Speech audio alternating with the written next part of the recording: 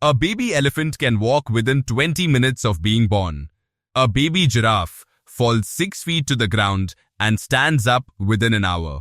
Even a baby chimpanzee, our closest living relative, can grip its mother's fur tight enough to ride on her back from day one.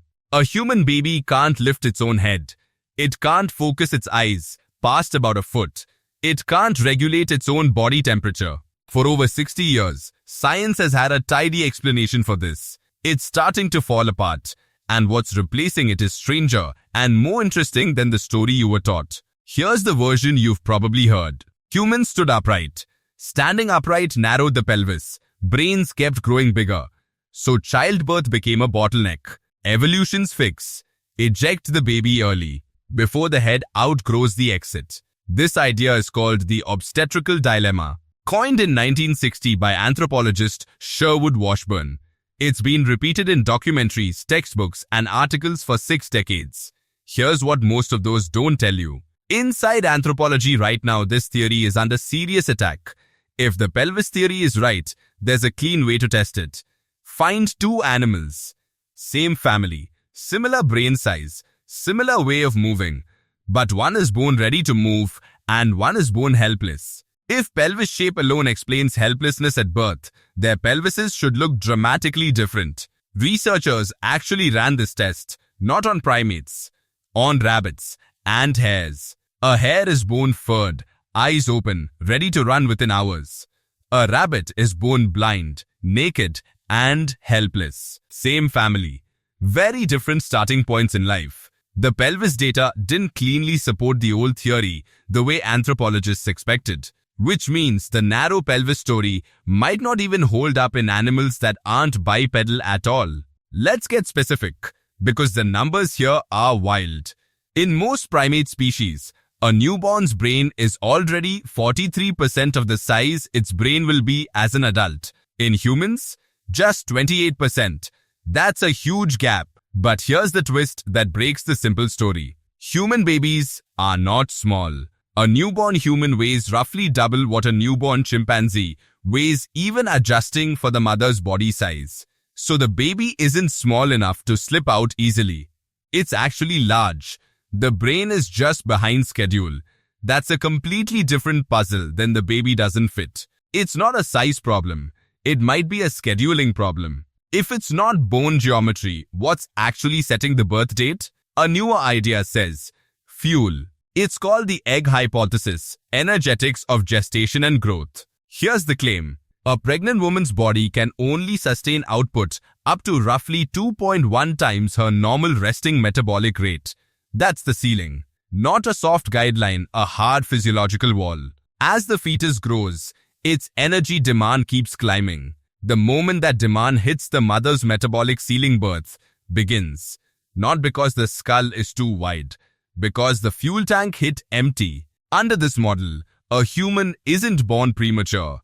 It's born exactly on schedule for its mother's metabolism. Here's a detail almost no one mentions. A human baby's skull isn't one solid piece of bone. It's several plates, connected by soft gaps called fontanelles. That's not a birth canal workaround. That soft skull is what allows one of the most extreme growth spurts of any organ in the animal kingdom. In the first 3 months alone, a baby's brain grows by about 1% every single day. By 3 months old, the brain is already 64% larger than it was at birth. By the end of year 1, brain volume has roughly doubled. None of that could happen inside a fused adult skull. And here's the part that should stop you. Scientists studying fossil skulls found that this pattern, unfused, flexible infant skull bones, stretches back millions of years in the human lineage, long before modern humans existed. This wasn't a last-minute patch job by evolution. It's an ancient, deliberate design. Now here's the part almost nobody puts in these videos. We are currently changing this evolutionary story right now, in real time. Cesarean sections have existed as a safe, common medical option for about 60 years. Before that, babies whose heads genuinely couldn't pass through the birth canal often didn't survive to reproduce. That was brutal, but it acted as a filter. C-sections removed that filter. Researchers built a mathematical model called the cliff edge model to study what happens next. Their prediction: routine C-section use has already increased rates of fetopelvic disproportion babies too large to pass through the birth canal by somewhere between 10 and 20%. Read that again. Modern medicine may be quietly reshaping human anatomy, generation by generation, because it removed a selection pressure that used to cap this. We're not just studying the obstetrical dilemma anymore. In some small way, we may be actively making it slightly worse. Before Washburn's pelvis theory took over anthropology, there was a different idea. Swiss biologist Adolf Portmann proposed it decades earlier. His argument: human babies aren't born early because the mother's body forces it. They're born early because it's better for the baby. He called the first year of life outside the womb the extrauterine spring, a stretch of development that's supposed to happen out here, not in the dark. Light, sound, faces, voices, skin contact, movement, none of that exists inside a womb. In Portman's view, evolution didn't leave humans unfinished. It moved part of the construction process outside, on purpose, into a world full of the exact stimulation a growing brain needs. That's not a flaw. That might be the whole point. Here's what almost every other video on this topic won't tell you. This is not settled science from 1960. Right now, in the 2020s, anthropologists are still actively fighting over this.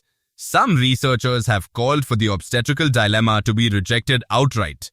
Others are defending it with new pelvic mechanics data. Some are backing the metabolic ceiling model instead. Newer papers are even quietly dropping the term obstetrical dilemma altogether, replacing it with obstetric conundrum. A sign the old framework is losing its grip. There's also research now suggesting the male-female pelvis difference isn't even a brand new adaptation. It may just be old developmental machinery, repurposed. This is a live argument being fought in journals right now by people with PhDs and competing math models, not a closed case in a textbook. So here's what all of this actually adds up to. Maybe your birth wasn't too early. Maybe it wasn't a design flaw evolution never got around to fixing. Maybe it was never a bug at all. A mother's body has a metabolic limit. A baby's skull is built to stay soft for growth that has to happen after birth, not before it. An entire year of brain development was moved out here, into the light, into arms, into faces looking back. Every other primate arrives finished.